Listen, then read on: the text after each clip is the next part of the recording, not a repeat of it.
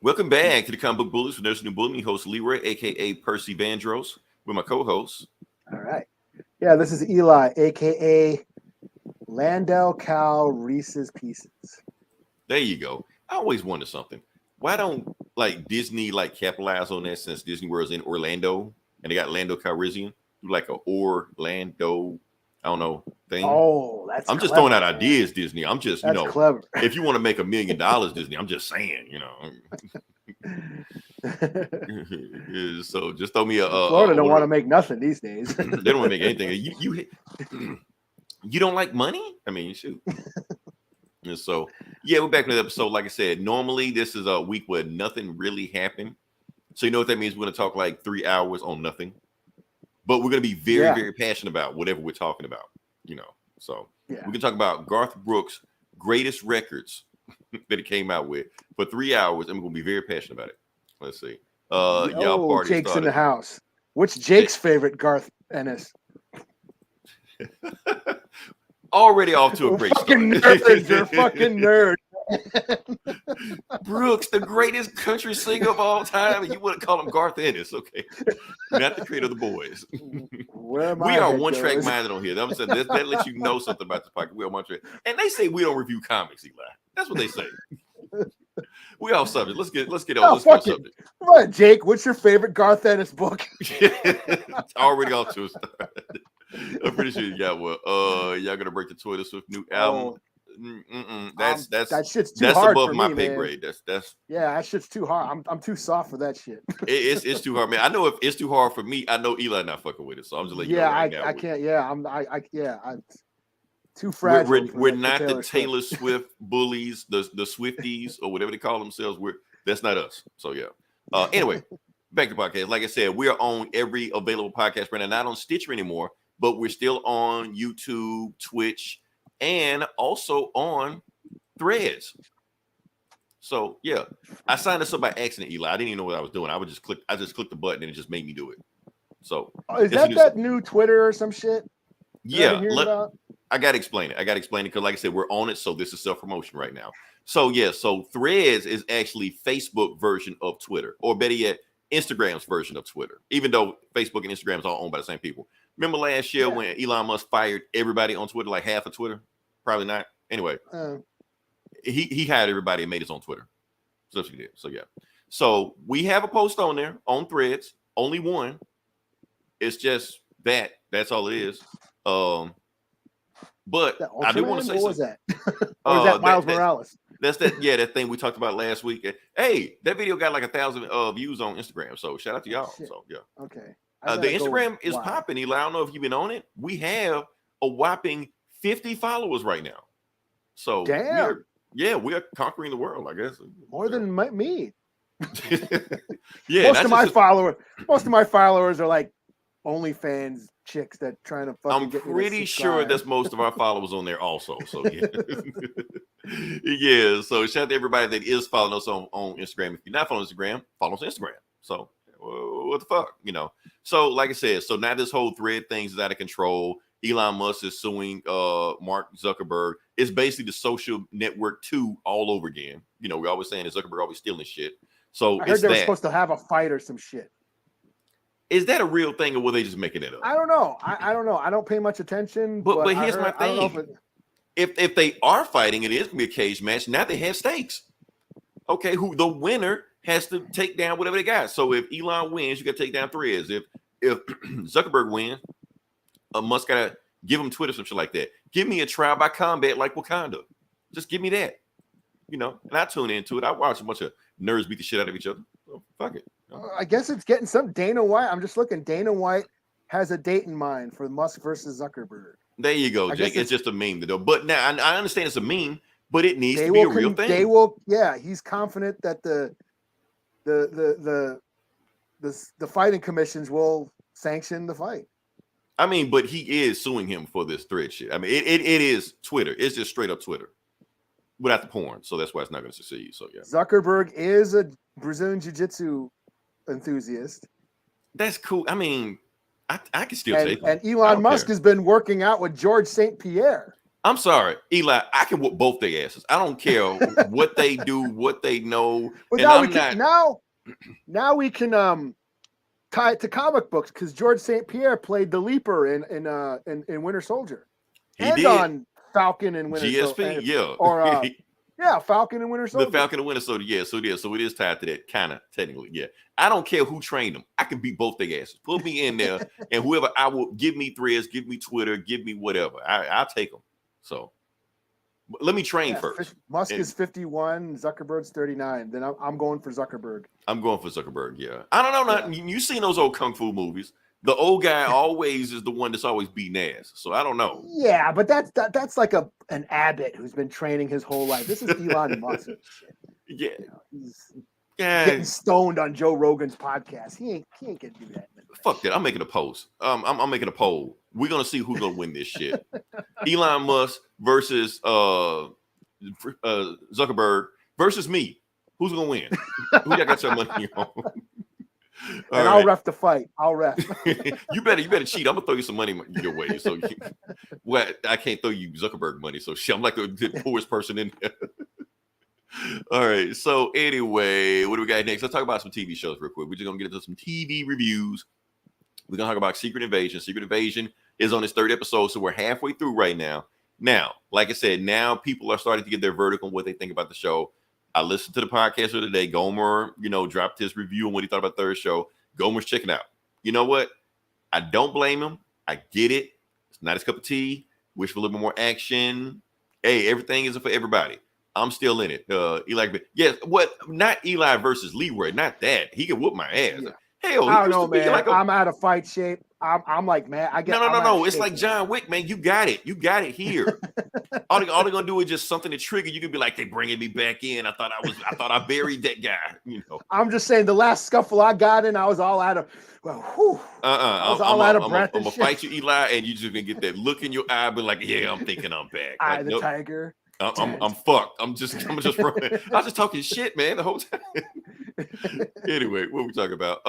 Yeah, we're gonna talk about briefly. Like I said, Gomer's checking out of Secret Invasion. I'm still in. I'm still, gonna ride the train, see what's going in. Half of the fun of it is the mystery of it, the detective story. Because that's the thing, a good spy thriller is always a good detective story. You got to know where it's going, what you're thinking. Some results like that. That's part of the fun of it. So yeah, sometimes you just got to sit back and just enjoy yourself. So this is a spy thriller? It's a spy thriller, and people not really digging it. Like I said, there's no superheroes in it. It's just Nick Fury just doing spy shit, uncovering spying on shit. Yeah, who can you trust? And people are upset about that.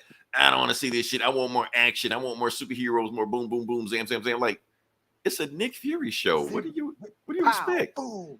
Yeah. I mean, it's a thing. Like I get it. Like, this is not your typical. This is a atypical Marvel show. And I'm not saying this is the greatest Marvel show ever. By no means am I saying that. I'm just saying they're giving you a different flavor. And I'm fine with that. It's a slow burn. This show is a slow burn.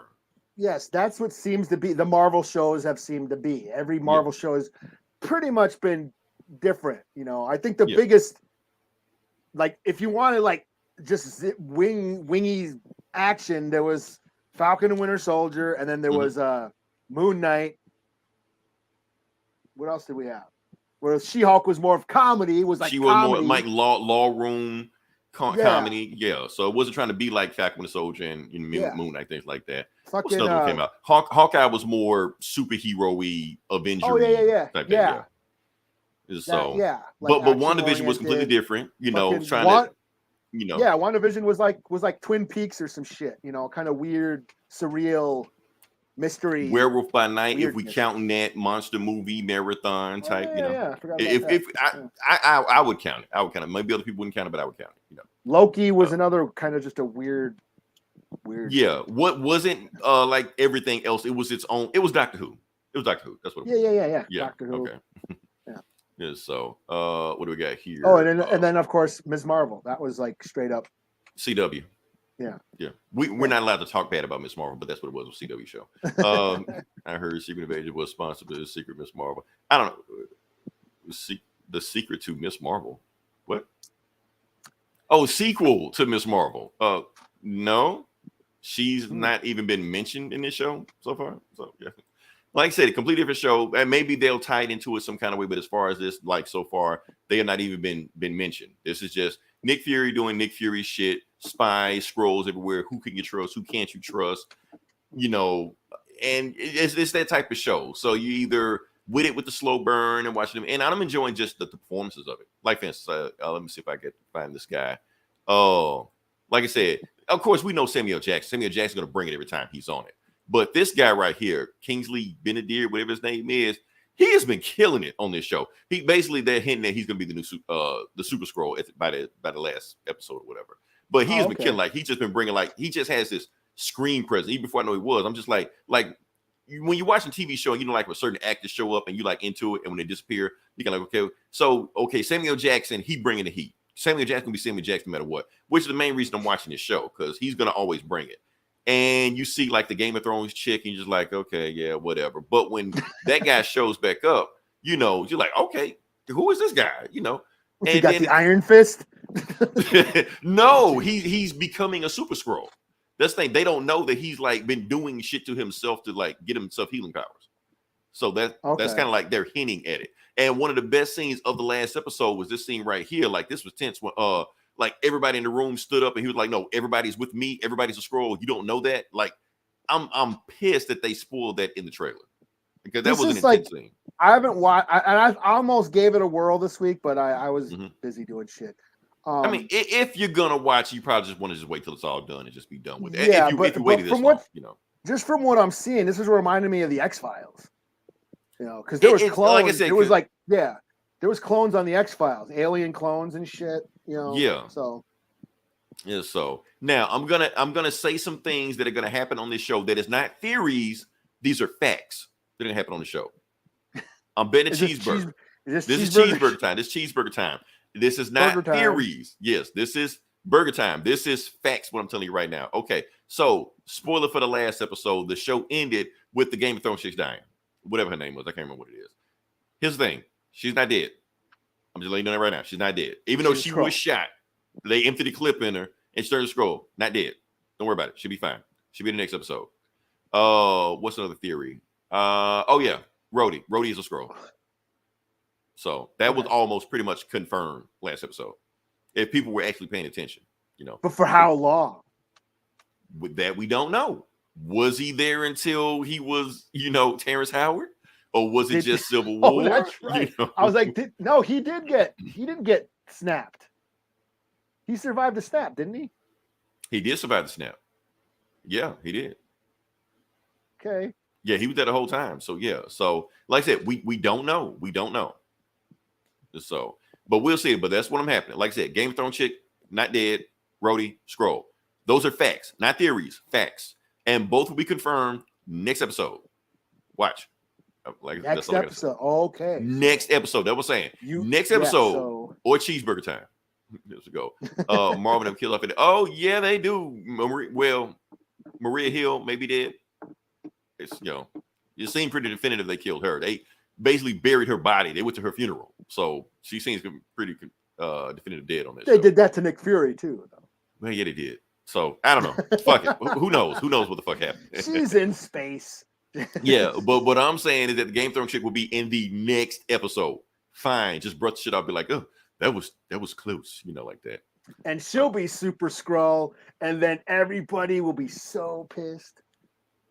No, that was my neck. Now that is a theory. That is my theory. She's gonna be another Super Skrull. She's gonna be Super Skrull versus Super Skrull. They're gonna fight each other, blah blah. Because Nick Fury can't fight a Super Skrull, so he's got to have something in his back pocket, you know. So that's my thing. But he ain't got a War Machine armor. Yeah, he does. He does have the War Machine armor. So yeah, he can just hop in this War Machine armor. That's what I would do.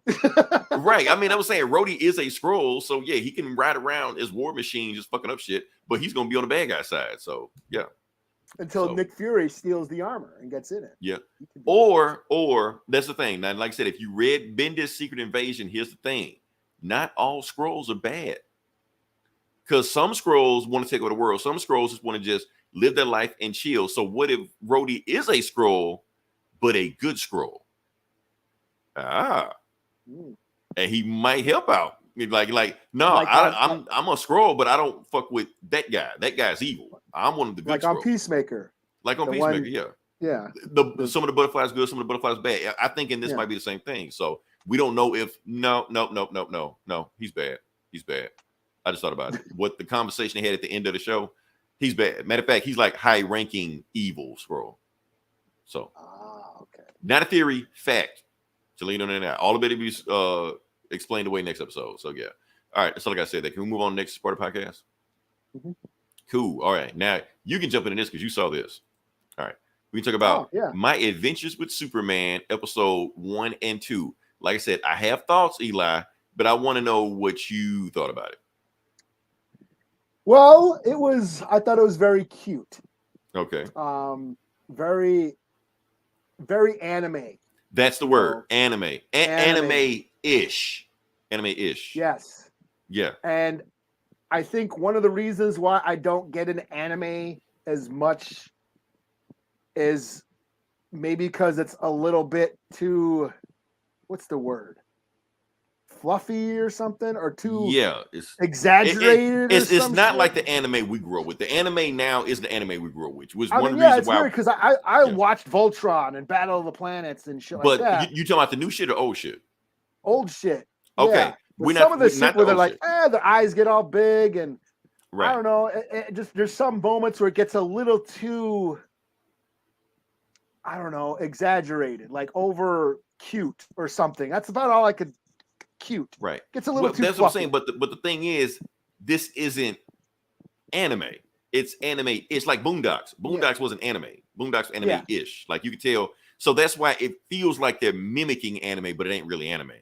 Although Superman does do a Sailor Moon pose every time he turns into Superman. I don't know if anybody noticed that, but that's the thing. Yeah.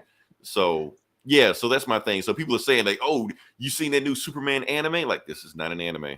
It just kind of like an anime, but not really. It's anime inspired or whatever. Anime inspired, or it may even be like an anime studio, but they put some extra stuff on and stuff like that. So, but no, I was into it. I thought by the end of the first episode, I was into it. Yeah. You know, I thought it was a little. This is a little too cute for me.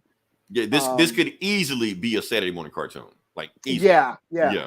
So if you're thinking they're pushing the envelope or doing it, no, it's based like that. It's not violent or brutal. It's not, It don't even go as hard as Batman the Animated Series. And that was a Saturday morning cartoon. Because that show, a couple times it did go pretty hard.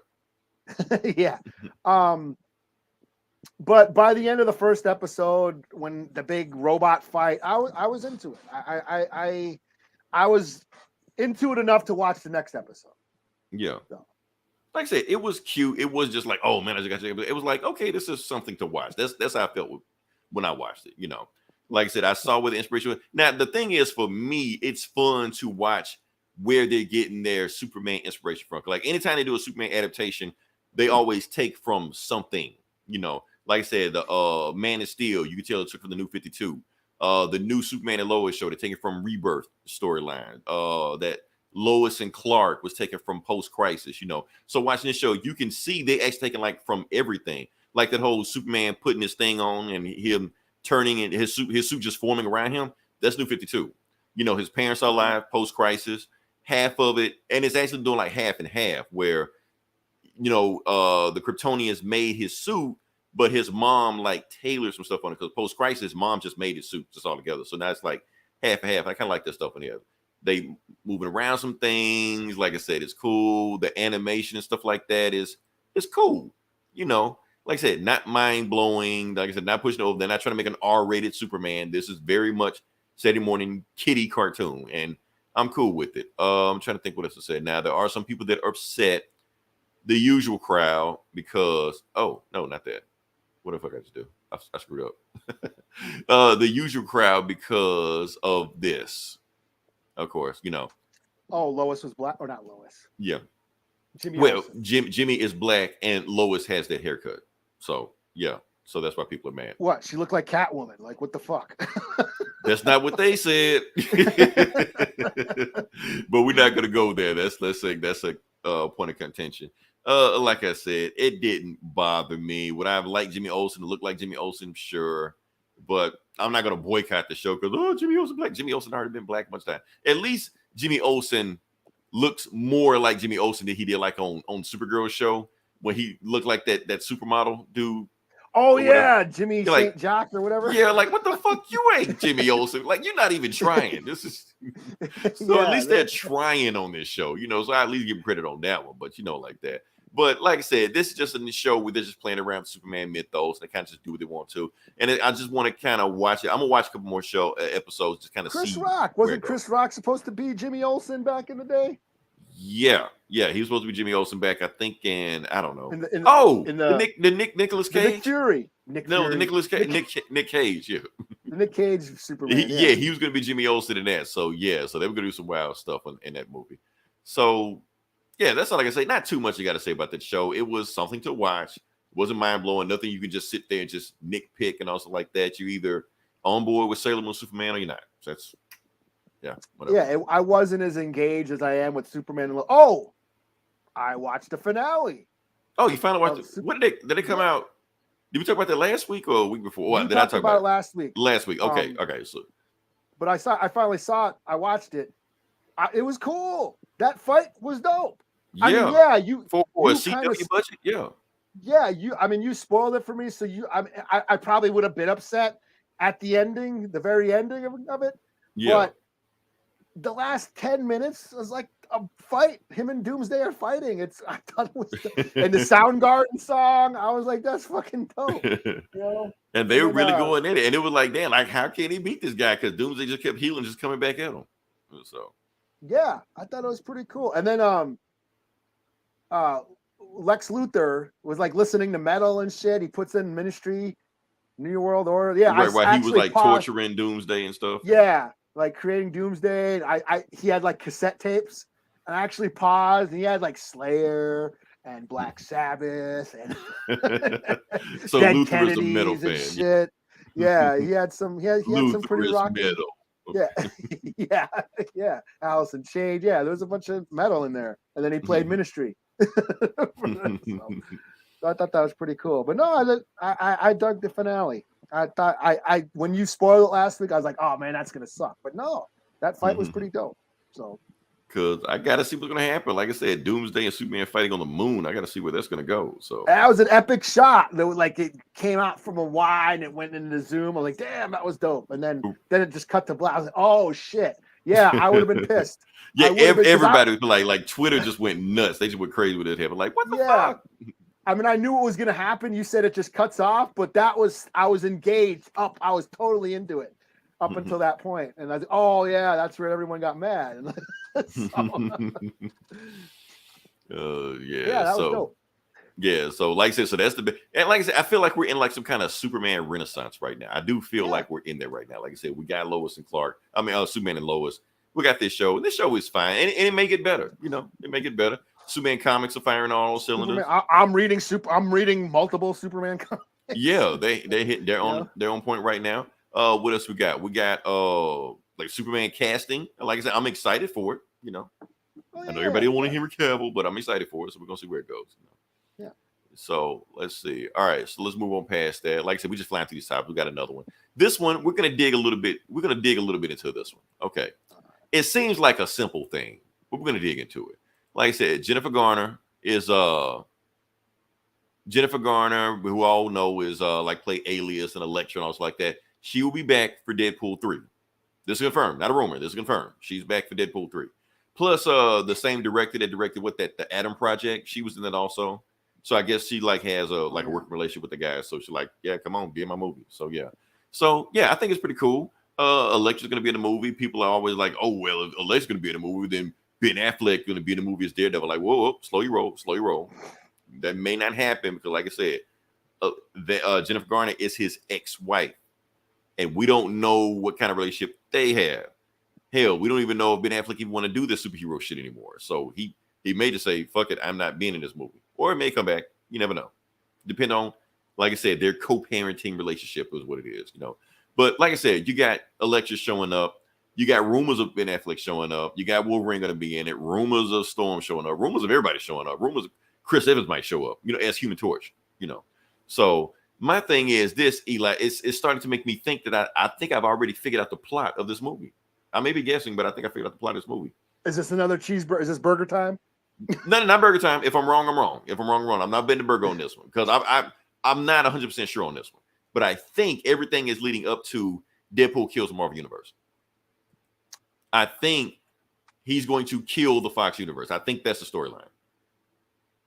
So the Fantastic Four and the X-Men and blah, blah, blah like that. I think that's the storyline to go. If it's not the storyline, that's the storyline need to be.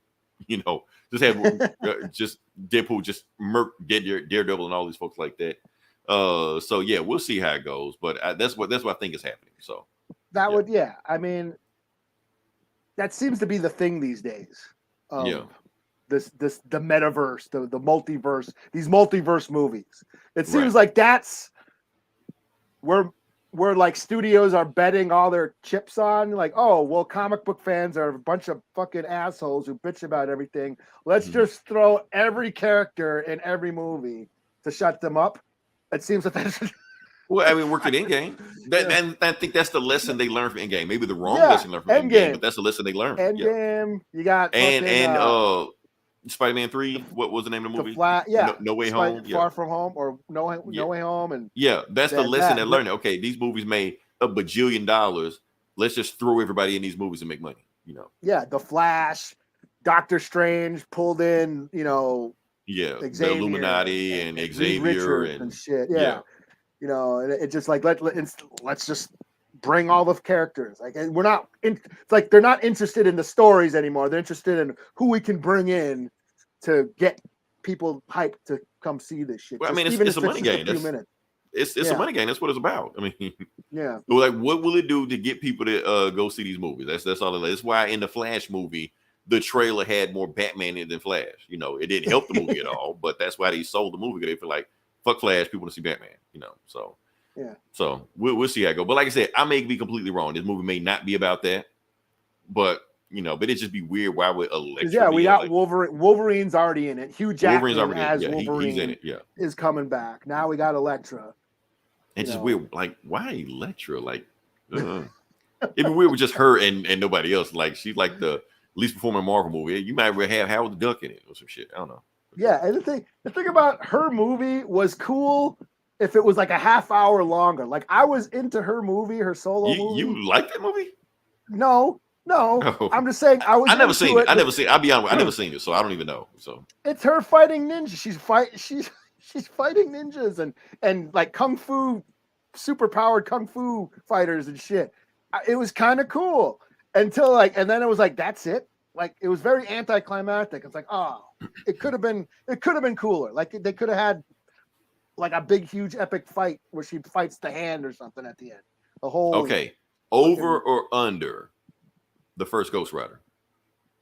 Oh, under. No, I like those Ghost Rider movies. Okay, I know. Yeah. I do too. I like the Ghost Rider movies. So that's they're cheesy. They're stupid. I know. I don't give a shit. It's just Nicolas Cage at his Nicolas Cages on 11 at 11. Yeah. Yeah, I won't even say it's 11. It's Nicolas Cage at an 8, because Nicolas Cage at 11 is like too much. When he's like turning in, he's like, yeah, when he actually turns in. Okay, the second movie is like really Nicolas Cage. Okay, that's Nicolas Cage at a 9. Yeah, because you can't have too much Nicolas Cage. You never go full Nicolas Cage. So yeah. All right. So what do we got here? Let's go. What's the next? Vidja Game section. Let's talk about this one. Okay. Now, for those who don't know, not tomorrow, but today. Today is Prime Day. I think today is Prime Day. Perhaps. I may be wrong. If I'm wrong, screw it. Whatever. I'm wrong. But I'm gonna just say it's Prime Day. So there may be some deals going on Prime Day. Want to check it out? I think there's a deal going on right now with Star Wars: The Force Unleashed. If you go on like Amazon Prime, if you play on PC, they might give you the game for free. I don't know. Just check it. Just see. If I'm wrong, whatever, just check, see if it's there. It may be there. But what I want to talk about is Xbox Live. Xbox just dropped a deal today where they brought back the $1. Like, if you don't have Xbox Live, you can sign up for $1. The deal actually went away for a while, but now they brought it back now. So that's the deal. And I want everybody to, and I got to tell everybody like the trick to like get like extra deal stuff like that. So let's say you sign up for that. Make sure you get as many points. Sign up for the PC Game Pass. Get the PC Game Pass. Like I said, it's Maybe a deal on it right now. Buy as many of them as you can. Say buy 2 years, 3 years, whatever you want like that. Then buy one of the Ultimate Pass. The Ultimate Pass like $15. Buy that. It will turn all of the other months in the Ultimate. So it's a way to save money. So do that. You're good. And keep in mind, you don't have to have an Xbox to play Xbox Live. You can play on PC, and all those games you can still play on it. So it's a cool thing. All right, so that's all I got with that. I think we can move on past that. We can move on to the next part of the podcast. Okay. We're here. We are, like I said, we just blazed through these topics. We're here. Like I said, it's Comic Book Bullies, but we're talking about comic books. And Eli, I'm gonna let you jump to it first and see what you got. Okay. Well, I guess I will do my book of the week. Already? Okay. Yeah, book of the week. Fuck it. No lube. Just go right into it. Yeah. And that is Clobberin Time number 5. All right, let's see what we got. Clobberin Time. Steve Scroce. He awesome artist. He is writing and drawing this. Now, let me ask you, have you seen his work before this book? Yeah, he did. Was it Post Americana? That was okay. Gotcha. Yeah, right. He's done. What's that other book? Because I know it looked familiar. Yeah, he's done some. No, he's got. I love his style. But basically, this is the Thing on his own adventure, fighting this super villain time traveler who's been going through time, collecting all of like the most powerful weapons, like the Infinity Gauntlet, Thor's hammer, and the what's Reed Richards thing called? The Reed Richards shitty fucking machine. What's it called again? Goddamn. Ultimate Nullifier? Not that. No, Nullifier. Yeah, that shit. All that shit. Okay. Captain America's shield. He's basically trying to create a new universe because he feels superheroes have ruined his timeline. So he's from a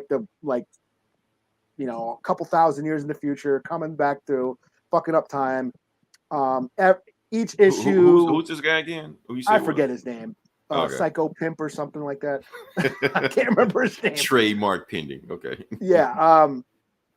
But every issue, Ben Grimm has gone on different adventures. He went with Wolverine, Doctor Strange, and then he ended up with Doctor Doom last issue, where this supervillain actually, bested Doctor Doom.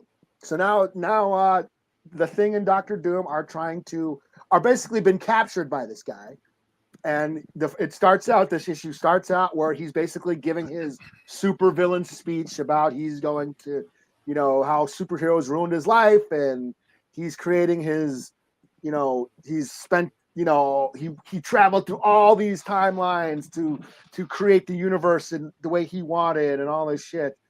And Ben Grimm just starts talking shit to him. He's like, man, you're just same. You're just another supervillain. I've heard it all before. He's like, not like me. I beat Doctor Doom. And he's also he traveled them back to the beginning of when Galactus was being created.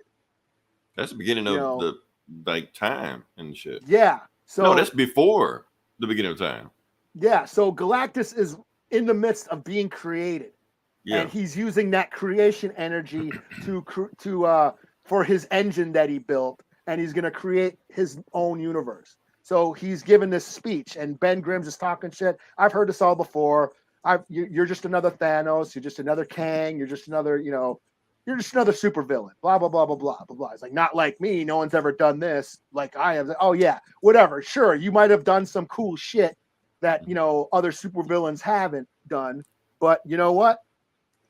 You're just a scared little boy with daddy issues. And, yeah, because in another issue he had killed his own father. It's like, notice how you went back in time and did all this shit, but you never changed. You could have went back and stopped yourself from killing your dad, but you didn't, because in the end you're just a traumatized little boy, and that of course gets him all gets him all pissed, and he starts torturing the Thing. But that bides them time, for them to escape. They got one of the Watchers is with them, captured. They all end up escaping, and they start fighting. Doom. Remember last issue I told you, that villain threw Dr. Doom and like threw him a portal out in the middle of space, and he was Right. floating around in space, but he had a Pym particle with a space station in his pocket. Right. So he, that's how he saved himself. He had a space station and a miniature space station in his Doom pocket. prep time. Well, yeah. So while they're fighting, Doom has a Doom bot army Pym particle pill. I mean, just a bunch of robots. So yeah. Yeah. So then a bunch of Doom bots are fighting, and it's this big fight, and Thing ends up beating his ass right here. He's whooping his ass right there. It's Clobberin Time, and beats ass and shit, and they save everything, and it's all good. Everything resolves in the end. But yeah, this was just fun. And what made this cool was the art. The art was like super detailed and crazy. That was the reason to get it. This might be one of my books of the year, like on the list of best books of the year, because this was just a lot of fun. Just a lot of fun.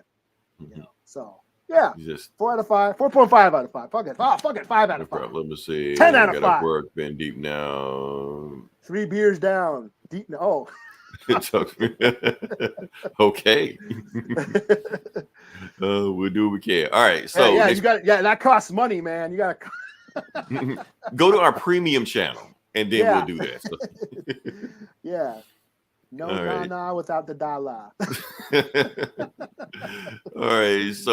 So next book. This is not my book of the week. I'm pretty sure. I think you said you read this, so we're gonna do Night Terror's First Blood #1. Keep in mind, this is not Night Terror's #1. This is Night Terror's Blood #1. What is this book? I really don't know. This is the DC Universe horror movie, I guess. Like something. It's another Marvel Zombies. It's another Dark Knight's Metal. Yeah, but it's not like a crisis. Well, hopefully it's not in a crisis where they just reboot everything afterwards. It's just monster versions of superheroes. Yeah, I guess. I'm not really too clear on what this is. Well, I guess we'll break it down and maybe I'll figure it out while I review it. So I don't know. So yeah. Like the monster verse is coming into the regular universe and everyone's turning into monsters. Yeah, and it's their worst fears and worst nightmares, and Justice League New Nightmare. So let's just get to it. So this is the first book. Let's see what we got. So yeah, all right. So the book starts off with our hero John D.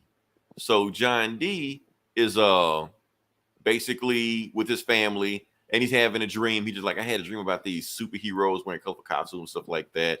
But I woke and y'all weren't there, so everything went shitty. But now that y'all here, everything feels a whole lot better. He was like, and his wife was just like, yeah, why don't we make another kid? And of course, she's decaying, rotting. Worms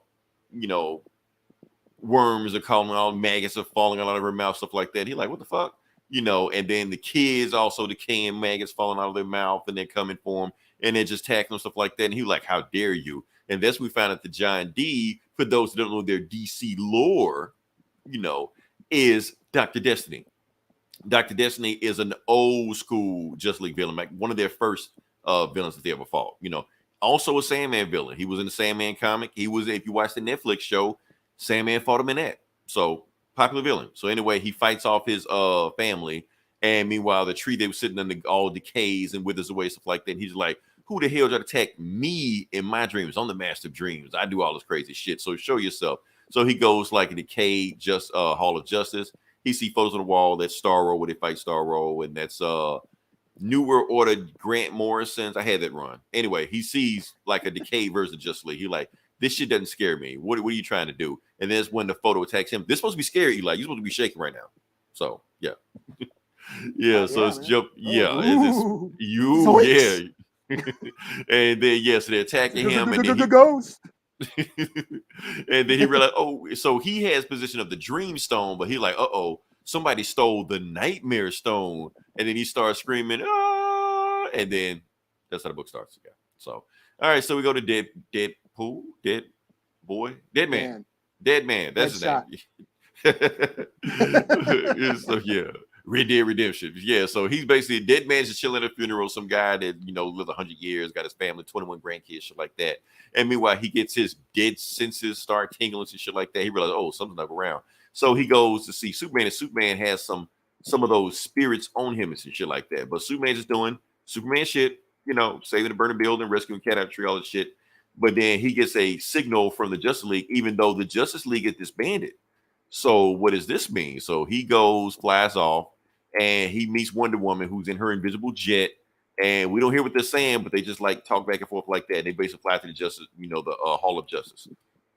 Doomsday, not Doomsday, Deadpool, Dead Guy, Deadhead, Grateful Dead. Dead guy. So yeah. Anyway, he's there, fly behind him. They don't know he's there because, like I said, he's a ghost, so they don't know. So they take pictures. They basically turn the Hall of Justice into like a tourist attraction. The Justice League has been disbanded. Nobody's there. Nobody's in there. So they walk in there, and and when Superman and Wonder Woman get in there, they basically say, "Okay, nobody can see you. Cut off the theatrics. Bring your ass out." And we already know who's already in there. Batman. He's already investigating. So basically, what it is, something has triggered an alarm in there, and nobody has access to that room except those three. Not even the other Justice League member, just the Trinity, just them can only access this room. So they go into the room to find out what activated the alarm. And when they get in there, it is John Dee's dead body. And Batman recognized it immediately. And Deadman's just like, oh, man, Batman, you no fun. You just saw the riddle already, So basically, they know Dr. Destiny was their main bad guy, but they don't know why somebody brought a chained up body of him in there. And that's when he gets a call from Harley Quinn. And Harley Quinn says, I'm at Arkham right now, and we got to talk about John D. He's like, yeah, I got his dead body over here. Like, no, he's over here in Arkham right now, acting a fool. They're like, wait, what? That didn't make any sense. So they try to get to the bottom of it. So Deadman realized, okay, something's not right. Like his dead senses are tingling or some shit like that. So he realized, let me hop in this dead man's body so I can talk to him, tell him what's going on. But since he can't get in there because the guy's dead, he like, only the choice is to hop into Batman's body, even though Batman hates it when I do this shit. So he hops into Batman's body, and he basically tells him what the hell is going on. He was like, look, this isn't magic. Don't call Satana. This is something primordial. This is something evil, Bases like this, like dreams and death are like, related to brothers and sisters, the cousin. That Nas line from Illmatic, sleep is a cousin of death. Oh, yeah. Started making me think, like, did they think about this? Did they make a Nas song into a Just League comic? I don't know. If they did, I'm giving this book extra point if they did that. So yeah. But anyway, he's telling him something is out there. Y'all need to be worried about that. And that's when Batman like spits him out and like he fights him off and shit like that. And he was like, well, damn, Batman, only the reason I did that shit because I didn't, I had to tell y'all what the hell was going on. Batman's like, look, Boston, I can't hurt you. But if you ever do that shit again, I'll find a way to make you walk into the light. And you're like, okay, chill out, Batman. Don't be Batman on me. So basically they form a plan. Wonder Woman's going to get Satana, even though they know it's not magic. And Batman's going to go to Arkham and find out why the hell is John D still alive. And Superman's going to go to Supercorp. That same book that Joss Whedon writes. And so, yeah, we all got continuity going on. So they all have their assignments. They go do what they're going to do. And meanwhile, this chick is on the phone. She's like, ma'am, they're on the move. And we already know who it is, Amanda Waller. Anytime I say ma'am. So, and then she's talking to whoever this evil bad guy that was the end of Dark Crisis #7. She's saying, go get him or whatever. And so he's part of Suicide Squad, whoever this guy is, So we get to Arkham. John D is still flipping out. Harley Quinn is waiting on him.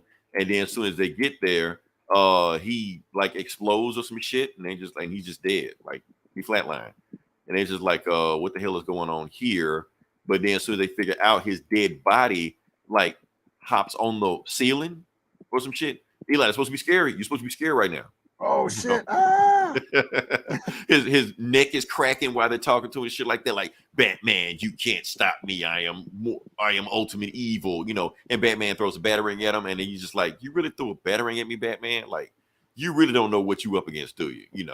So basically, he creates like dream monsters and shit, and they all fight each other, and they start fighting, knock people out. Oh, and he started possessing the doctors, and the doctors are taking over, and that's when Wonder Woman is back at the Hall of Justice. Not only gets Satana, but she gets Detective Chimp, the real greatest detective in DC. He's a better detective than Batman. So if Batman can't figure it out, he can. So, but as soon as they try to figure it out, they get attacked. But Zatanna does some shit where she does a spell to make herself not from falling out.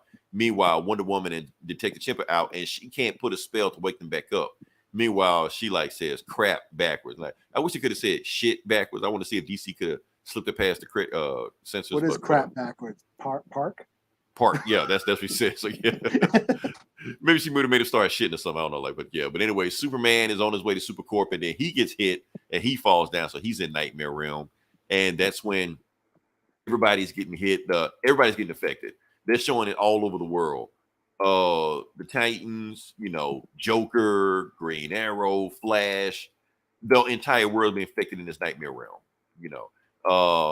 Meanwhile, they're still fighting, and even Harley Quinn gets hit by, she passes out, and now Batman's like, can't go to sleep. So Batman, of course, has prep time.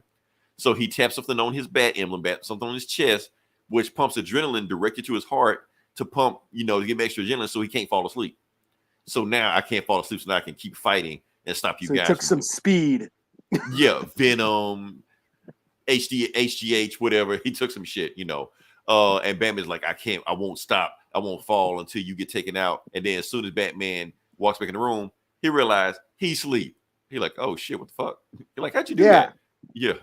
And that's little Bruce Wayne or whatever. Right. That's little Bruce Wayne. Remember, because he popped up in that preview, the free comic book day preview.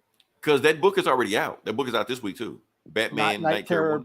Yeah. It's out too. And so Batman sleep also. So basically, he didn't have to go to sleep to get possessed. You can. It's something like you can look into his eyes. Like, as long as you look in your eyes, you awake, sleep, whatever like that. He can catch you in the dream world. So that's we got all these dream monsters coming after Batman, and Deadman's like, oh shit, I know Batman can whoop my ass if I possess him again, but if I don't, they're gonna kill Batman. So he hops into Batman's body again, and right before one of those bug monsters get ready to attack him, Batman bites him, and then they get off of him, and then he kicks him away, spits out the stuff like that. Like, okay, let's go. So Deadman is now in Batman's body doing Batman shit, and they're just fighting, and then basically John Dee's dead rotting corpse is talking shit to Deadman in Batman's body. And he just like, oh, I'm gonna take you out, Deadman. You should have been you should be fighting next to me, not fighting with the Justice League, And that's when you're gonna tell me exactly what Insomnia wants to know. So the big bad of this whole event is named Insomnia. To be continued. So, yeah. Okay. So that's the book. Yeah. Are you on board for this event? This summer blockbuster? No, I'll give it one more chance. Here's where I'm going to give it one more chance. Like I said, as far as what I think of Joss Williams, I think he is a mid writer. As far as Howard Porter, who drew this book, he is a mid artist. I get what they're trying to do. They're trying to make it like esoteric. They're trying to make it like, they got a style. What's that serial killer book? Nailbiter. Yeah, it's trying to be that. It's trying to be that. Superheroes. So I get what you're trying to be, but I don't know if you're executing it right. Here's the thing is going to determine whether or not I give a shit about this event. Like I said, it's dealing with dreams, dealing with death, all stuff like that. DC has beings that deal with this shit. Sandman and death. Yeah. So how you going to Constantine. So Swamp Thing.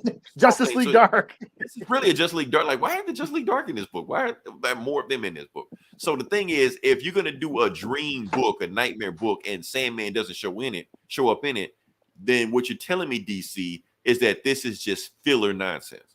Nothing in this book matters. That's what you're telling me.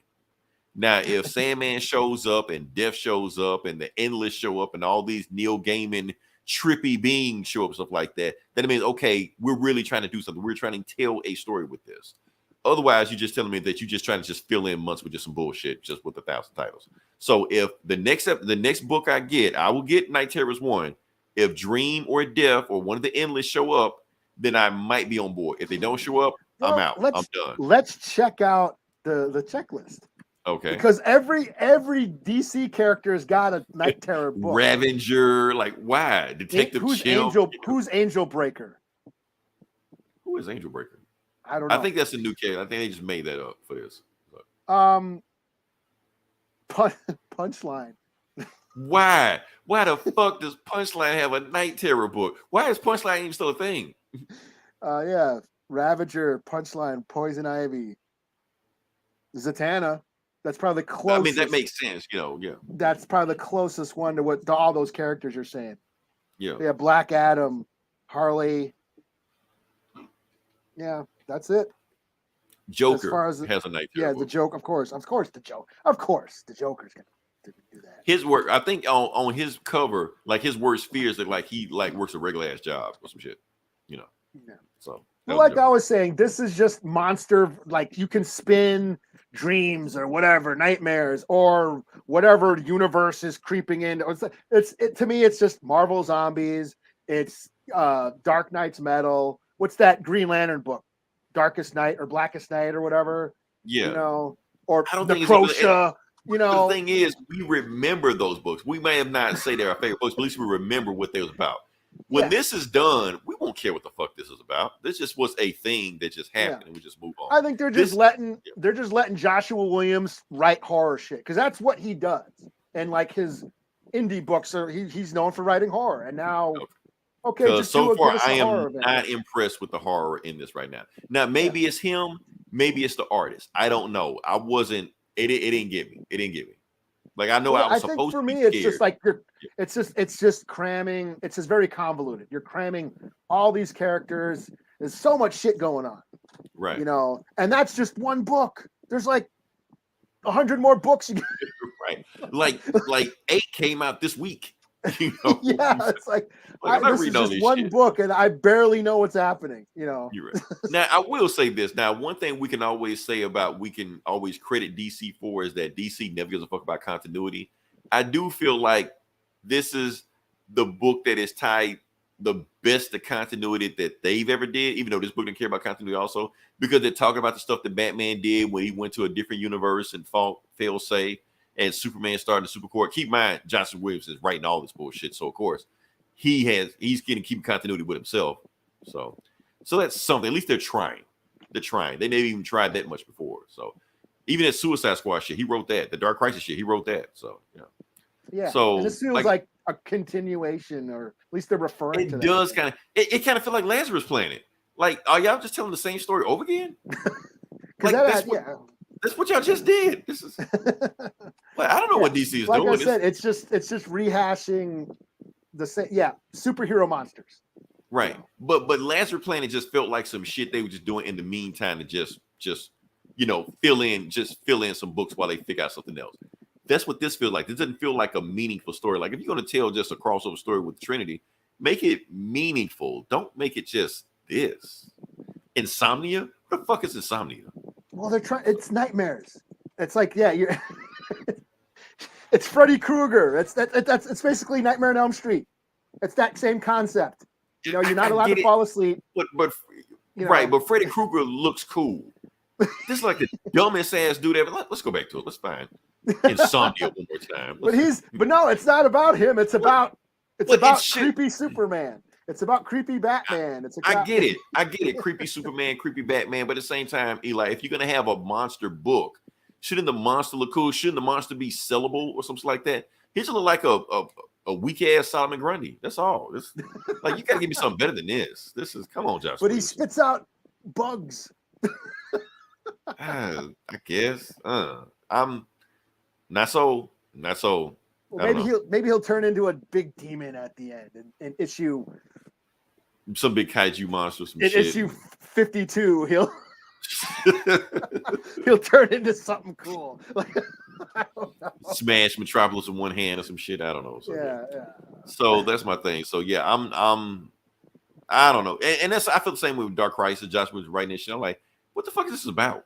Like, I didn't even know what that book was about. Like issue 4. They're like, oh, is that what you telling? Okay. Maybe I figured it out with this too, but I don't know. But I'm not reading all that other bullshit. I'm not doing that. So I don't know. Anyway, what you got? Daredevil number 13. Okay. Is this the last one? I think so. Okay. It was last Chip Zdarsky. Well, last Chip Zdarsky. Yeah. So are they rebooting the run or he's just leaving the book? I think so, because it said at the end next month that it had Daredevil. Some other right. Okay. So and then that Echo. Daredevil and Echo book is going on. That takes place after this shit. So, but this is Daredevil in hell, beating up the devil or the beast or whatever. Not Mephisto. So no, it's the Beast and the brother of the Beast. There's it's whatever. Okay. It's him fighting a giant monster. That's all that matters. Okay. Now you're talking. Now you're selling. Yeah. Well, it's the Chip Zdarsky run. It's been basically ninjas and dragons and Lord of the Rings shit. So in this issue, So Daredevil went to hell. He did some ritual where he had to die. He tricked Elektra into killing him to send him to hell. So now he's in hell because Foggy, Stick, they're all down. All his people he loves are down in hell. And he's going and rescuing their souls and getting them out of there. And then he ends up fighting the Beast. And he basically, it's very religious. He's basically, I believe in God. It says him coming to terms with his religion and his belief and his faith and his, all that. And, he fights for love. And then he turns white. The bright light, the light of love. He kicks ass for the Lord. You know what I'm saying? Jesus is my co-pilot, all that shit. And he ends up pulling sword. So his horns, he pulls, his sticks, his little batons that he has, he sticks them on him as his horns, and he pulls swords out of his head. Ooh, So okay. so that's what these are, his horn swords. Reminded me of Hellboy, when Hellboy rips off his horns and shit. Oh, yeah. But yeah, so that's what he does. And then he fights this big giant devil monster in hell and whoops its ass, cuts it open, like Attack on Titan type shit. Pretty cool. It's cool. It's a cool, as cheesy as it is, as out there, it's fantasy. He's slaying a dragon. He's a barbarian slaying a dragon, or a ninja slaying a dragon. You know what I mean? And yeah, he kicks the dragon's ass, or he kicks the beast's ass, takes Foggy and all his homies back out of hell, but the portal closes before he can get through. So he's still there at the end of the issue, and that's where it ends. But then it says, obviously, he comes back somehow. So, I'm sure there's some magic shit. Doctor Strange will do some shit. I don't know. Yeah, I'm pretty sure when the next issue, it'll be back to normal. He'll be in Hell's Kitchen, protecting a neighborhood. Street level shit. So yeah, this has been Chip Zdarsky. I read some. I haven't read the whole run with the where Mayor Fisk and all that stuff, but we read some of that stuff. But this, since then, it's been like he's fighting the Hand and Ninja Punisher and he's got his own ninja army and yeah. So it's more been like very fantasy based, Dungeons and Dragons sort of based. Yeah. He's fighting the Avengers, all this shit. So so it'd be cool to see him get back to the streets, just being street level vigilante shit. So, but this was fun. This was a fun issue. 4 out of 5. Him, being a ninja in hell fighting monsters. That's pretty cool. After we just dogged on night. But like I said, it's all about execution. Yeah, I mean, this is a continuing story. I mean, I think with Night Terrors, they were just cramming so much shit, Yeah, just saying how much stuff you can put in there. Well, this is just a singular story. You can do that, Yeah. Hell, I'd rather Night Terror was just a Detective Chimp story, just him. All right, so next book I'm going to do an X-Men book. Like I said, we're still doing the Fall of X. So this is still setting up the Fall of X. And this is your favorite type of X-Men story, Eli. A love story. Ooh, yes. I love that love story. That's all this story is about that we're talking about right now. Best X-Men stories. So, like I said, the last one we talked about was Apocalypse, fighting his wife. And this is pretty much the same thing. It's a Mr. Sinister story. So this is the Sinister 4. We already know about the Sinister 6. So this is Sinister 4, and yes, they will make a comment on the Sinister 6 versus Sinister 4, but that's gonna be like an inside joke later on. So this book is about the Sinisters, and we're gonna go to it. So yeah, so the book starts off with like I said, the original Sinister, Nathaniel Essex, and they're in Essex or whatever like that. So I guess they're trying to hint at that his name really isn't Essex. He just calls himself Essex because he grew up in Essex. So yeah. And it's back in what, 1852? Yeah. Everything there. Yeah. So and he's with his, his girlfriend at the time, and he proposes. So yeah. So that's his then girlfriend, now wife. So yeah, we're gonna go from that and we move on past that. So cut to present time in London. We got Dr. Stasis. Now, Dr. Stasis is, like I said, we heard about Orchis. Orchis is the evil organization that's been trying to kill the X-Men that basically took enemies from Hydra, AIM, Shield, other evil place like that. And they all combined them into one evil organization. He started it, he controls it, he runs it. And basically he thinks he's the original Dr. Stasis, the original Sinister. He thinks that's him. And he's having a meeting with Mother Righteous. And apparently we've just found out that Mother Righteous is his wife in past time. So if he's the original Nathaniel X's, that's Mrs. Nathaniel X's, his wife. So he recreated her when he cloned himself.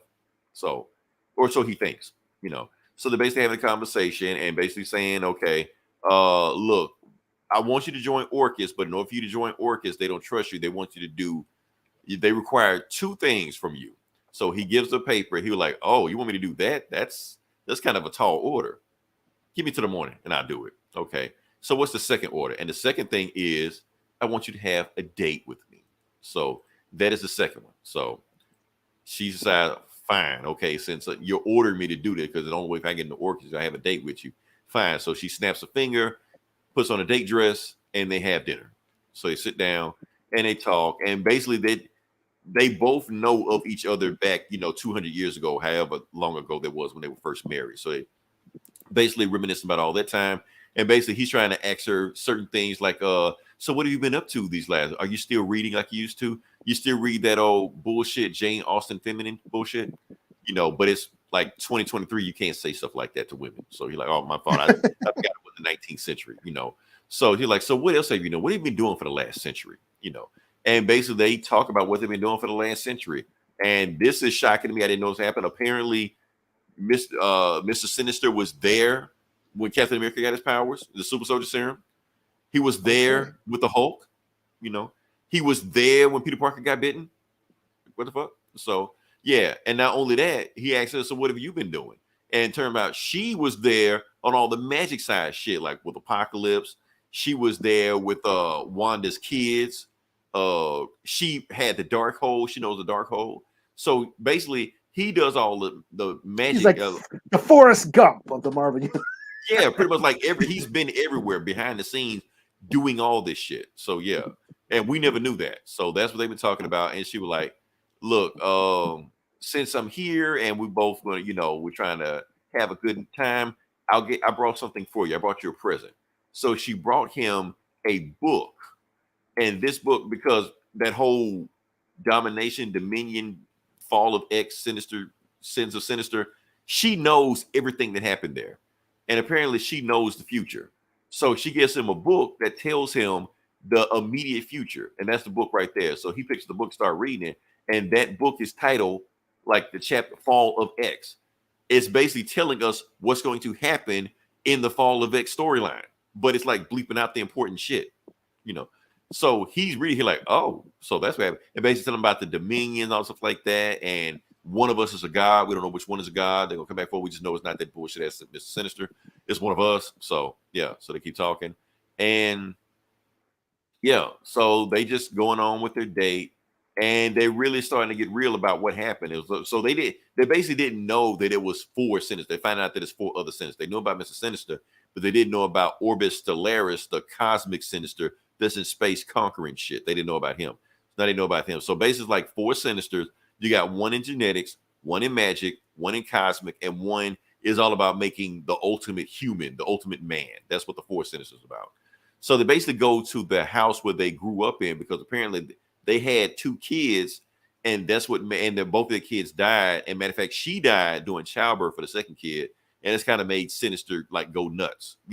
Trying to play with genetics, trying to bring his family back and all stuff like that, and make himself immortal. And that's what comes from Dr. Stasis, because he wants to make it where nothing changes, where humans will always be as perfect as they want to be. And basically rebuilds a tombstone and put his kids' stuff there. So she's like, fine. So now it's time for me to meet the other deal. Oh, and she thinks She's the real Sinister. She thinks that Mr. Sinister made her first, not Stasis first. So, but it's up to them who they think. But anyway, they go to the end. She basically saying, "Okay, I'm going to meet the other requirement for the deal because it's morning time, and I'm going to do the first deal that you said we got to do." So she takes one of her orbs, throw into like another dimension, and pulls on it. And when she pulls on it, up comes out Karen from the River Styx. Now, if you don't know Karen from the River Styx, this is Greek mythology. He's the ferryman that you got to pay a toll, and he drives everybody to the River of the Dead. Read up on, play God of War. It'll tell you all this shit. Anyway. Or watch Clash of the Titans. Or Clash of the Titans. It's that guy. Yeah. So anyway, they fight out and shit like that, and they're trying to kill Death, but of course it's a lot harder than what they think it is. So basically, she's like, "Don't let me die," and that's when Dr. Stasis like, "Okay, don't worry, I'll protect you." So he pulls out his Sinister 6 shooter. So his Sinister 6 shooter shoots bullets that are made of the Sinister 6.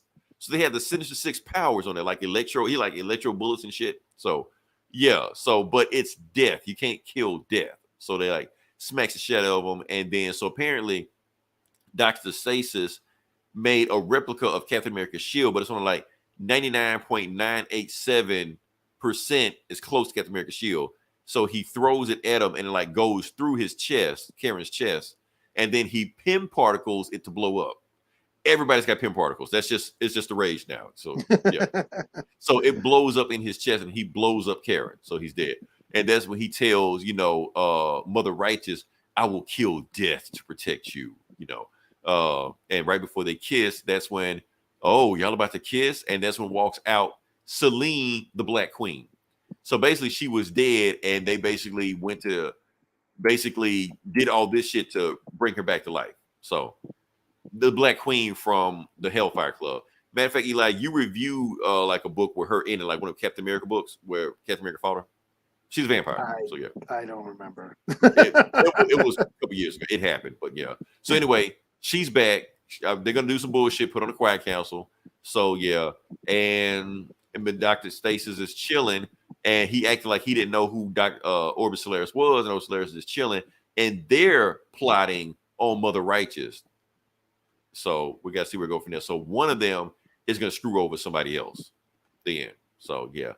Okay, so I kind of figure out what these books are doing. They're just getting you caught up.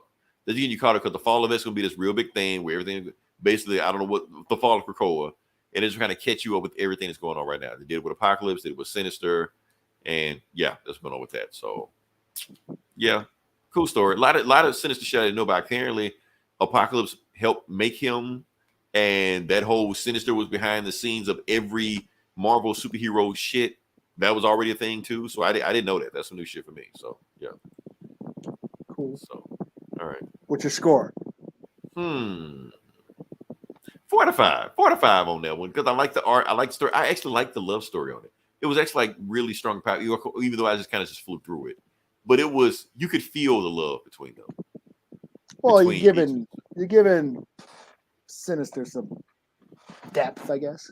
Yeah, like more. I didn't know all this stuff about Sinister, so it's pretty cool. Yeah, and he kind of felt remorse of his life, and So yeah. All right. Cool. Well, I will do, my next book is Yoda number 9. All right. Yeah, this is pretty much the only Star Wars book that I'm still reading. There's a bunch of them still coming out. There's a shit ton still coming out, but this is just basically the life and times of Yoda. He's kind of on Dagobah, remembering different times of his life, different events, shaping who he was. And these last 2 issues, it was a mission that he went on with Anakin during the Clone Wars to shut down a droid factory. It turns out they were making these experimental, like, giant mech droids, that they were going to roll out against the Republic, and they decide we're going to go shut down that factory. So they do. The last issue, it was Yoda and Anakin teaming up. Of course, Anakin's all cocky and arrogant and kind of runs into battle. Yeah. Just all about brute force and doesn't think before he does shit. And Yoda's is kind of schooling him on patience and all that shit. they destroy the factory, but one of the mechs survived, and that's where where it ended. That's issue picks up right where that left off. Yoda and Anakin have to fight this giant robot, and of course, Anakin's like, it's too big, and Yoda's like, size matters not.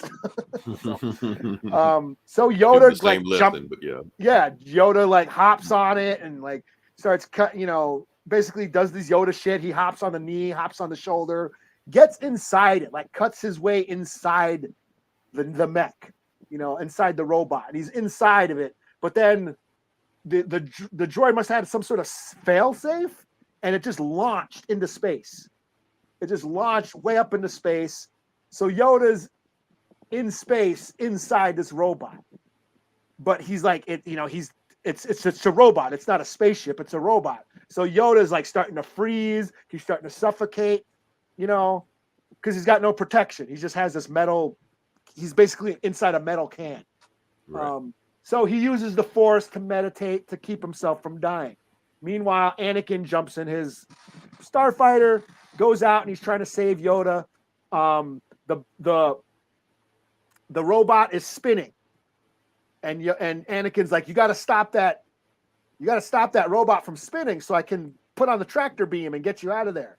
But Yoda's like, I can't. I'm using all my strength not to die. I'm using the Force to keep myself from suffocating and from freezing to death. I can't stop it.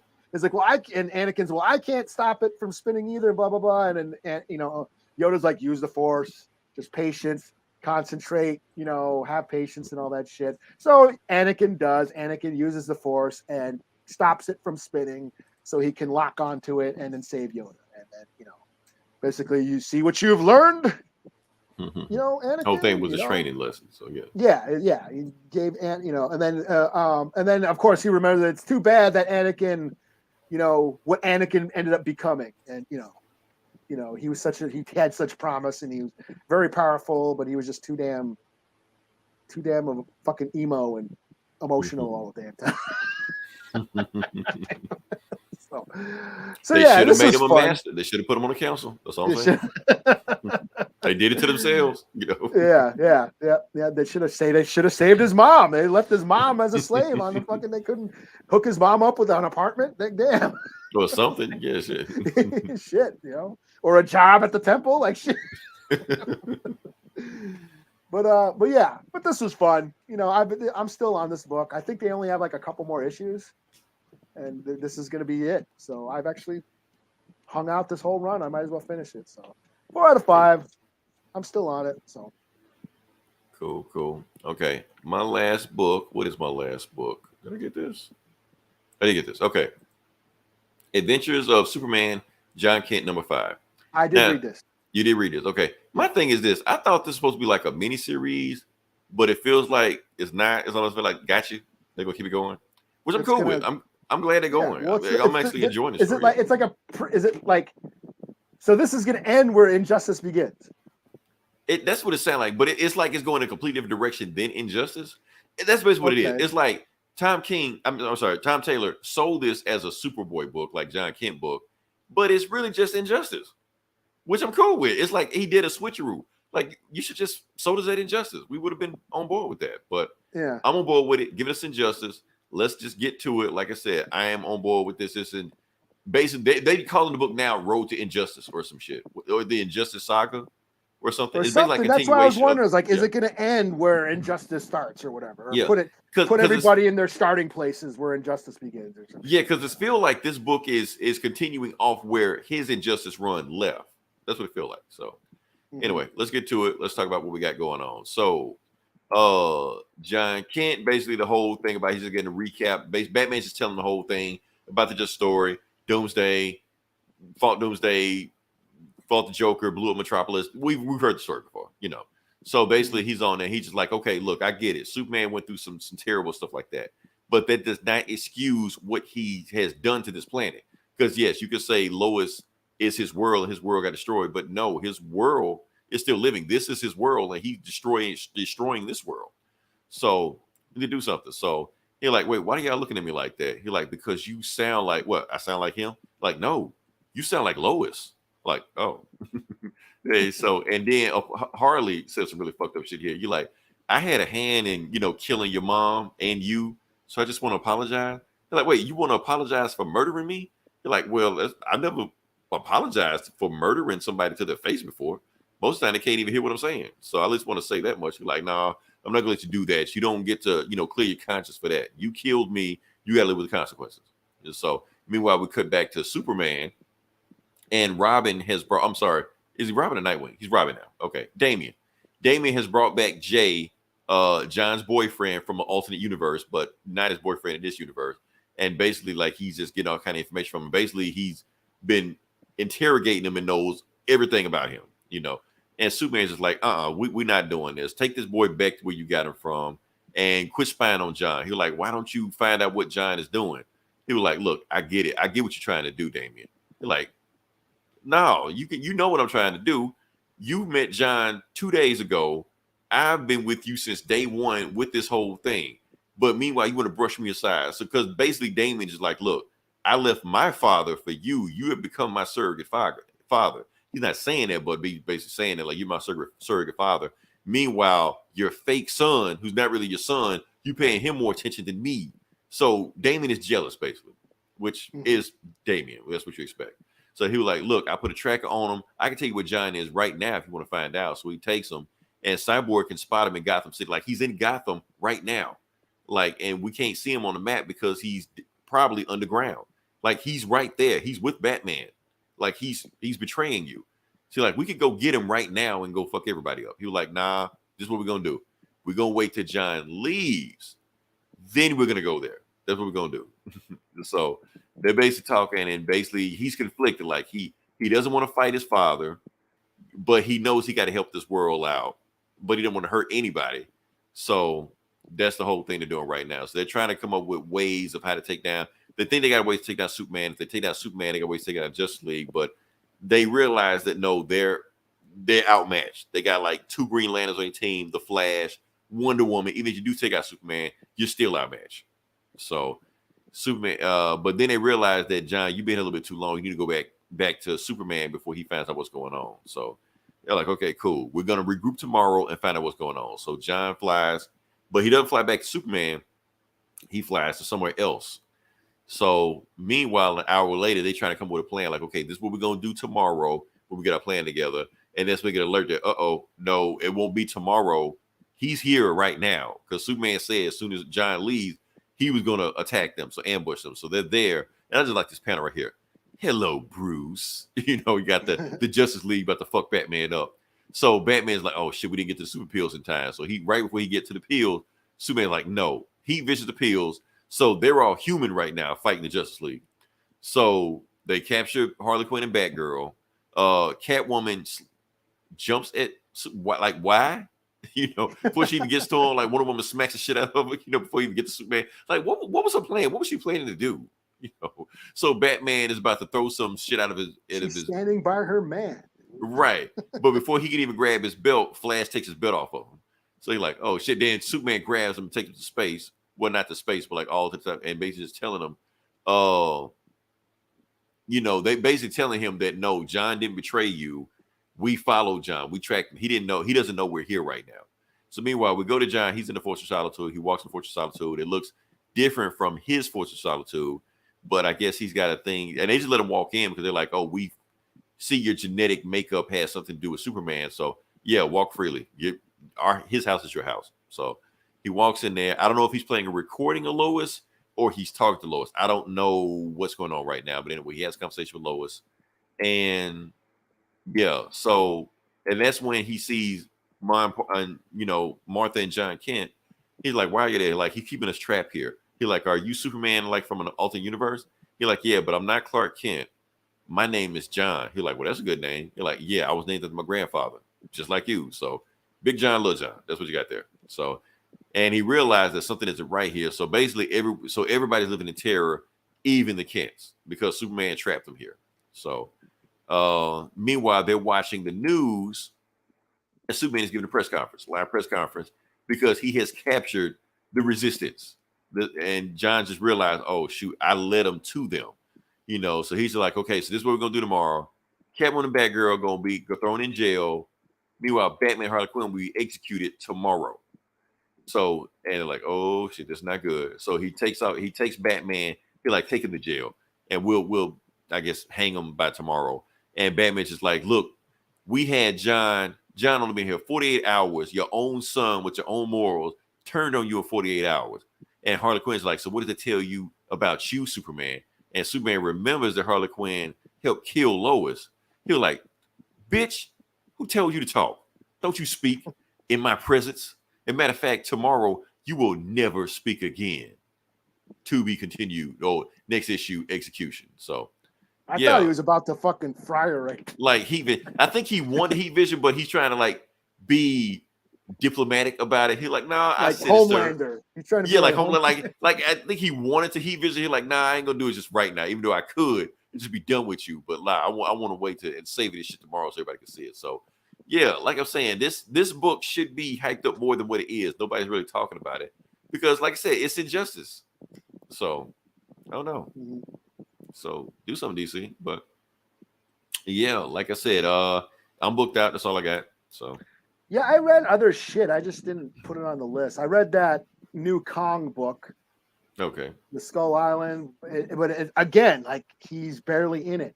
It's like the first issue, he's where the German submarine guys crash on Skull Island, and they're trying to figure out what's going on, and then Kong shows up at the end. Well, this is more of the same. Well, now they're wandering around. There's a little bit more action where they're getting attacked by monsters and shit, but there's still no Kong.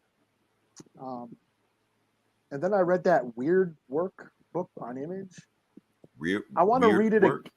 It's called Weird Work. It's like a sci-fi gangster detective story, and it's got weird art.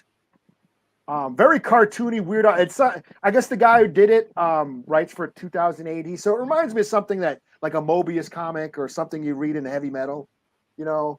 But yeah, it's like I want to read it again because it was very wordy, but it's very pulpy, crime noir style of writing. Only it's like on another planet with aliens and shit. You know, it's gangsters and politicians getting assassinated, and then what you wanted from Star Wars. Yeah. Basically, a gang war breaks out, and then there's a detective who's investigating it all, and they're all aliens and shit. I want to give it another read because it was just so wordy, and I want to, interesting though. So, okay. But I didn't put it on the list just because I didn't want to. I didn't know the details that much. So, but yeah, other than that, I'm booked out too. Yeah, and I read Night Terrors and Superman. Just one Night Terror book, not all of them, but yeah. Yeah, I thought that was number one. So they got you. Yeah, like I said, I know if number one's gonna be free, maybe I will. They probably won't. They did it just to see if they were gonna get you. Now you can pay through the nose to the next one. Taste. Right. So, like I said, Light Week didn't have a whole lot to talk about. Tomorrow, I'm going to see Mission Impossible. So. Oh, I thought you were gonna go see Indiana Jones. There you go. I knew it. Okay, here's my thing about it. Notice that Indiana Jones been out for like 3 weeks already, and we have mentioned. I thought it was just a week. Was it? I don't know. Maybe. Is it 2 weeks? Has it 2 weeks? I don't know. Probably. I don't know. The whole point is we have mentioned nothing about it. Like not at all. Yeah. I know you said it's like the one movie that you might want to see. I'll be honest with you. Out of all the movies that came out this year, this is probably the movie I've given the least fuck about. I'm just saying. Which is so sad because Indiana Jones was such a huge part of my childhood. No. I love Indiana Jones. Like I said, all the movies on Disney Plus, other than the fourth one, but the first three, love those movies. You know. The second one, like Temple of Doom, I remember when Last Crusade came out. I thought I was too old for Superman. I thought I was too old for Indiana Jones, but then I saw it. I was like 14 or 15 when Last Crusade came out. I thought that was dope. I was like, damn, this is dope. Right. But it's not that. It's the exact opposite, Eli. You're not too old for Indiana Jones. Indiana Jones too old for you. That's the thing. I don't want to see a 90-year-old. Yeah, I don't want to see a 90-year-old Indiana Jones. I'm sorry, I don't. And I know half the movie is him in CGI, AI, whatever. I don't care. Recast. Get somebody else in there, man. I don't want to see it. Yes, that's the thing. Is like Indiana Jones was meant to be like a James Bond. That's what Spielberg wanted to make a James Bond movie. And George Lucas says, no. Yeah. I got this other thing called Indiana Jones. Let's do this instead. And there were James Bond Easter eggs in Indiana Jones movies, like in Temple of Doom. He wears the suit from Goldfinger. He wears a suit at the beginning. Like Goldfinger. It's the same suit. Yeah. Sean Connery is his father. That is not an accident. That is on purpose. Travels around the world. Like James Bond. The world. Yes, like James Bond. That is done on purpose. Sean Connery, the first James Bond is his father. Yeah. So yeah. Every location is another action set piece. And that's the thing, is these movies were meant to be action set pieces. Right. Like the inspiration was Steven Spielberg saw the drawing of a guy on a horse jumping onto this truck. That was the whole seed. It was born out of an action scene. And another thing that's giving me about this new movie coming out. Steven Spielberg isn't directing it. He didn't direct it, yeah. I'm out. George Lucas had nothing to do with it. He's not writing it. I'm like, can't fool with it. Yeah. Can't, It's cash grab a mile away. Yeah, I can see it. But he's not meant to grow old. But that's the thing, Eli. They're scared to do it because you know why they're scared to do it? Solo. That's why they're scared to do it. Solo scared them away from all this shit. They said it. They said it because since Solo flopped, they realized they're blaming Solo on recasting. They're saying because we recast, that's when we flop. That played a part in it, but that wasn't the main reason. But they did play a part in it. So that's why they don't want to recast anybody. They don't want to recast Luke Skywalker. They don't want to recast Han Solo. They don't want to recast Indiana Jones. They don't want to recast Darth Vader. They damn near they already bought James Earl Jones' soul, so shit. They're just gonna keep cranking this shit out for the end of days. So so they don't want to do any of this stuff because they feel like they learned the wrong lesson from Solo. So, but Indiana Jones need to be recast. You put a new guy in there, please, not Chris Pratt. No, not Chris Pratt. Somebody else. I would have been down for it. Watch the internet just burn itself to the ground, just eat itself. There you kill the franchise. Yeah, everyone. But I thought that would be funny. But or a short round movie, like a short round is back in style. Somebody said something. If Indiana Jones was in pre-production like this year, like if they just started making it, short round would have been in it, guaranteed. Because after Everything or Nothing or all of Everything at Once, and he won all those awards for it, they would have been begging to throw him in this movie.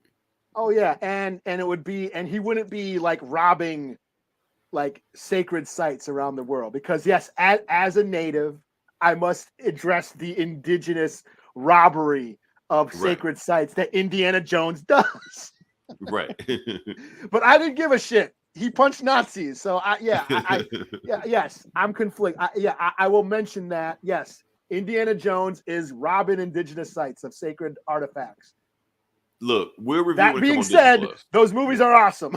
The movies are. We'll review it when it comes on Disney Plus. I will give a full review back then. That it probably next month or whatever. But they were meant to be action movies, not him growing old and not too old to fight or whatever. Our action heroes aren't supposed to get old and vulnerable. They're not. So I say if you want to do Indiana Jones, yes, recast them. Otherwise, don't do them. Yeah, because I'm tired of seeing 90-year-old Indiana Jones. Nobody wants to see this shit. That's what I'm saying. That's why it's flopping. That's why. You blame it on recast. I'm blaming it on not recasting. They barely got. People barely survived the last, and I didn't even mind the last one that much. Yes, it was stupid and dumb and like the CGI's I get it. It wasn't real stunts. And George Lucas says, no, we're not gonna break another stuntman's back anymore, like they did in the old movies. We're gonna use CGI and green screens. I get it. And yes, he was doing outlandish shit, but that's what Indiana Jones does. He was always doing outlandish shit. So he survived shit. We can't, because we're not Indiana Jones. We're a bunch of pussies. And Indiana Jones survives shit nobody else does. That's the appeal of these movies. And so to see him be an old man who can't do nothing, I kind of want to see that. I don't want to see that shit. Like, no. So that's my thing. So that's our Indiana Jones and the whatever the name of that movie is. Our review of Indiana Jones. We didn't even see it. We didn't. We don't have. That's the internet. We don't have to see anything and still have an opinion. That's how this works. Gomer reviews everything. Yeah. Shout out to Gomer and the boys from. So compare our review to his review and see what matches up. Well, according to the box office numbers, this movie's awesome. Shoot. Oh man, it's been like 3 weeks since Flash. Flash not even in top 10 anymore. It's that bad. So yeah. Anyway. Oh damn. Yeah. So whatever. Yeah. Matter of fact, yeah. Watch Gomer. Watch the Geeks and Comics. We've been talking about them all day. Watch what they did. I don't know what. I watched some of their show, but I think Taylor said he was gonna watch it last week. Like, or he planned on seeing Indiana Jones's. I haven't watched Gomer's new show yet. Because it just came on today. Only thing I mentioned is that he thought that we were going to review Indiana Jones. I'm like, the fuck we are. Like, no. I was tempted just for nostalgia's sake, but is it nostalgia? Is it really nostalgia? Yes, it's definitely nostalgia. Yeah. But am I going to get that? Am I going to get that theme song? You hear the whip. That's all nostalgia. Whip. No, I'll just watch Raiders or Temple of Doom again. Because they are. I mean, I already own them, but I have. They're on Disney Plus. You can watch them. So yeah. Yeah. So I used to read the comics. I was so into Indiana Jones. Young Indiana Jones. Marvel had comics. Marvel, and then Dark Horse in the '90s did comics of Indiana Jones. So I was totally into Indiana Jones as a kid. And Temple of Doom. That was one of the movies that gave me my gross out of food. Remember the eating the bugs? Oh yeah, the bugs and the monkey brains. That shit grossed me out, man. And bugs. Yeah. Watch those movies again. So yeah. Yeah, bugs too. That's another gross out. Just the first 3. Yeah, the first 3. Yeah. So I probably won't watch Crystal Skull.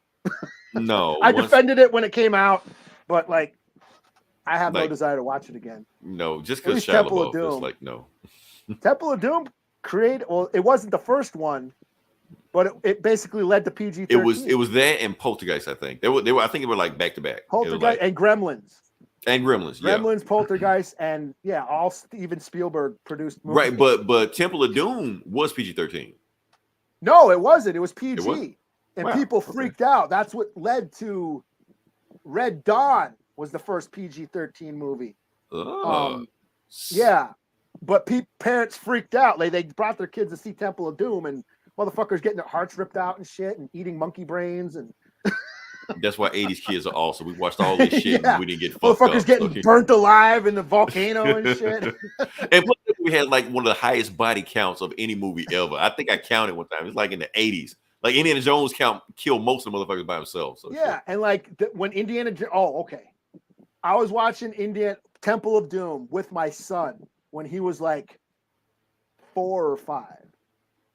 And he was totally into it.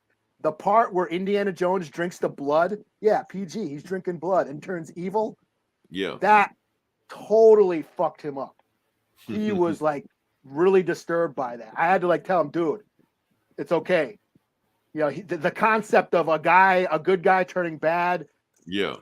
Really disturbed him, and I had to dude, he's going to be turned back. Watch, Short Round's going to burn him, and he's going to be a good guy again. And when that happened, he jumped up, yes. But that fucked him up when he was 5 years old. So man, these 80s movies were something else. But that's what I say. Yeah. So our review of the movie is watch the first 3 movies. That's our review. Yeah. So I know what song we're going to go out on, Eli. Since we review.